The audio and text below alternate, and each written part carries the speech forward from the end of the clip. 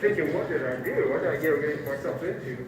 And to the players that they've become and the people that they're becoming, this is so exciting. And, you know, this is, I mean, it's kind of a cliche, but it's kind of a bittersweet time. I mean, you know, You need to sit down.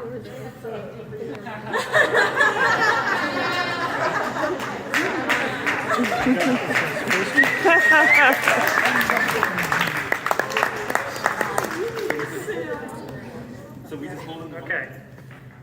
So I'll announce we're giving a few stories of Dr. Murphy that we've enjoyed over the years.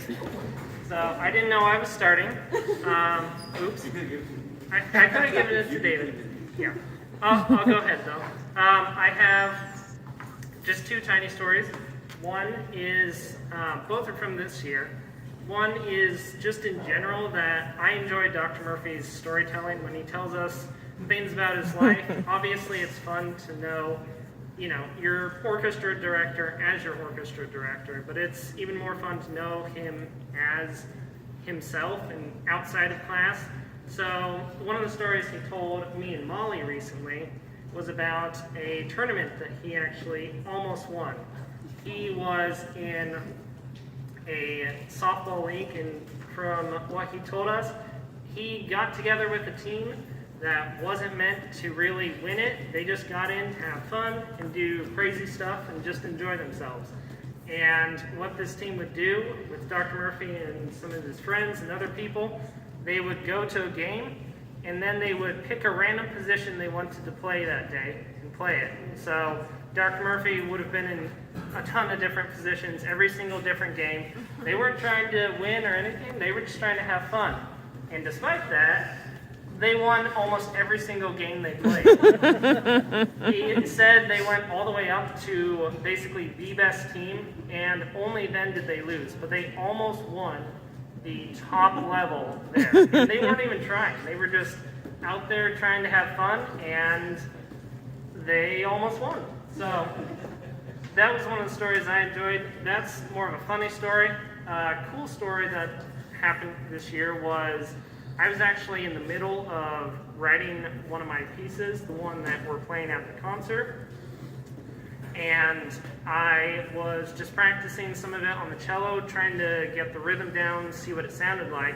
And Dr. Murphy was sitting there, about as far from me as Ben is from me. He was sitting, typing on his laptop, and he was sitting there, and all of a sudden I started seeing his head going, bobbing, and I was like, okay, this is interesting. I kept playing, and finally, he had to get up out of his chair, walk over to me, and he looked on my stand to see what music I was playing. And he was like, what are you playing? I said, I'm playing my song. He said, oh, that's really cool. I really like it. Went back down and took his seat. That was just kind of cool. It kind of made me realize, okay, maybe there's something to this song. Maybe there's actually something worth in it that if I was able to get Dr. Murphy's attention, then I should be able to get anyone else's. So those are my two stories. I've really enjoyed having Dr. Murphy as a conductor. He is honestly the best conductor I could ask for, along with you guys. And he's just been so awesome throughout all the years, and I've really loved being able to talk with him, like I said, about orchestra and outside of orchestra, and just really be able to enjoy him as a teacher.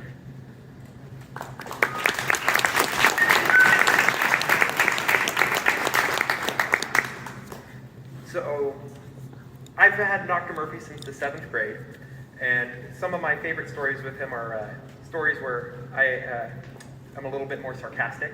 And one of my favorite things was when I found out that he attended Jeff when he was in high school. And I didn't think much of it at the time until I went to the library and I was doing some school history research. And I had the great idea that I needed to find a picture of Dr. Murphy in his freshman year. It was a little difficult because you have some sort of afro going on. You could tell it was him, but definitely stood out a little bit. And the other thing that I'll always remember was when me and a group had the great idea to go for the most elusive award in the ISMA contest, trying to get the participation ribbon. Well, we found a group, and I'll always remember, we went up to Dr. Murphy, and we asked him about it. He didn't seem to like the idea as much as we did. After a while, though, he started to grow on it a little bit. He started to laugh. Still weren't able to do it, though. A little bit disappointed. But it's okay, we still got the ribbon. Somehow. But yeah, you know, it's been a lot of fun just spending a lot of time with Dr. Murphy over the years. It's been a lot of fun, a lot of sarcastic moments, and it's fun joking back and forth with him. We'll miss you, Dr. Murphy.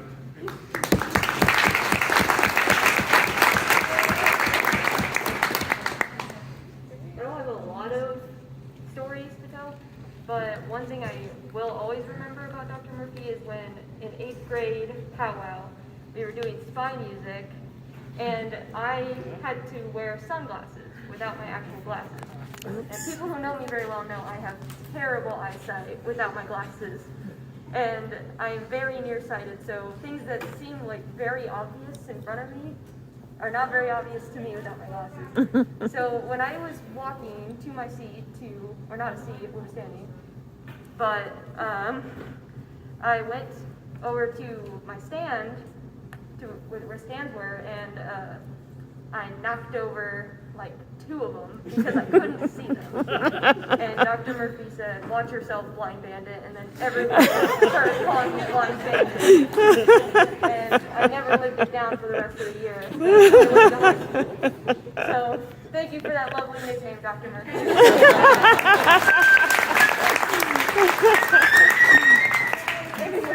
Pull it away.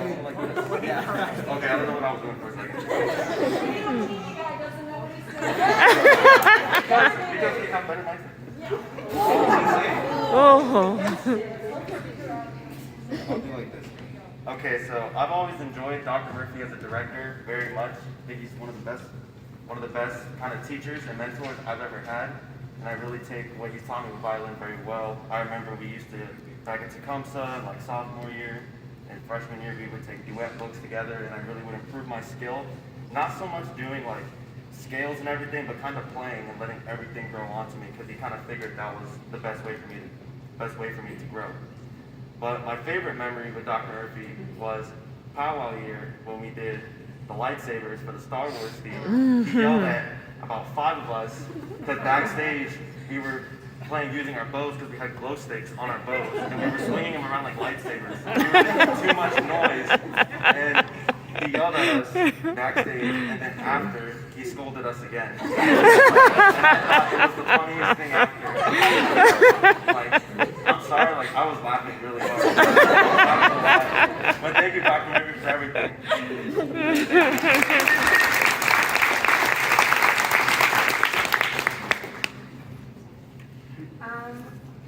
I think my most memorable memory of Dr. Murphy is in 7th grade, he offered me private lessons, and as many of you know, private lessons aren't the cheapest thing. So he was kind enough to offer me free private lessons. I still don't really know why, but I think that really just took my playing more seriously. He began to challenge me a lot in 8th grade by giving me difficult pieces to play.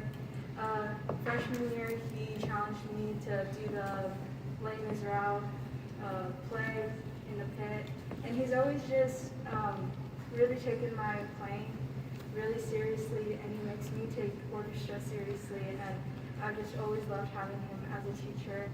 And he's always been kind enough to allow me to help the younger players as well. And I don't think many teachers would allow a student to help other students, but he was always really kind to me.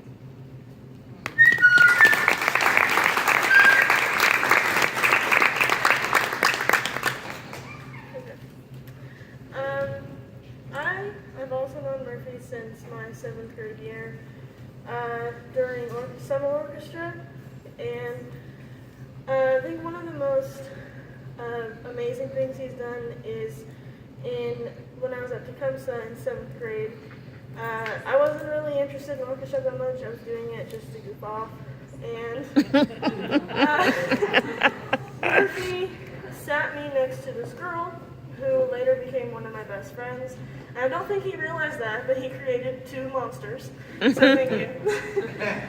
And after that, meeting one of my best friends and later learning that Murphy is a really good director and is really good at teaching kids, to be better.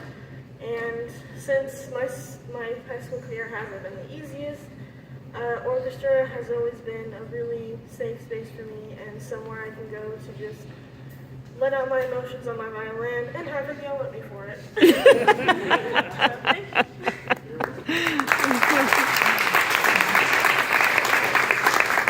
For a couple of my memories are from Carmel airports. Sorry. So the first one was Star Wars, and I forget what song it was now, but it was the very last one. And he fell off the stage. Well, around that time, the joke of how have I fallen, I can't get up was around. And he did it in the class, and all of the students, I said, how have I fallen, I can't get up. I think one time he said, no, I really can't get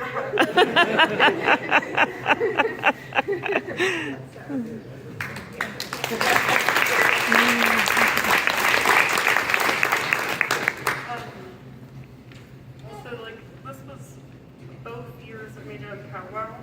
So Murphy would always dress up as a character from whatever we were doing. I forgot about this. I forgot who he dressed up as, the Star Wars one, but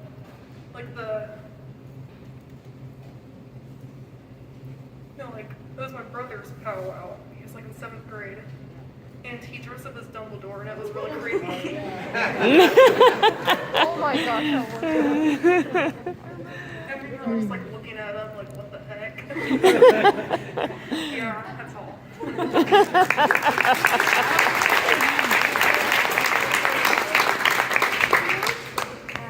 Okay, so I have the privilege of going last, which also is the privilege of having your stories taken up one by one. But I would just like to say that he let me teach during summer orchestra. Well, didn't let me teach, but he let me help out the beginner violas when I was just 2 years more advanced than them, and I didn't really know what I was doing. But he let me do that, and it really meant a lot to me because it meant I was talented enough on the viola for only doing it for 2 years to help others. So I just think Dr. Murphy really inspires people to really explore their passions with orchestra.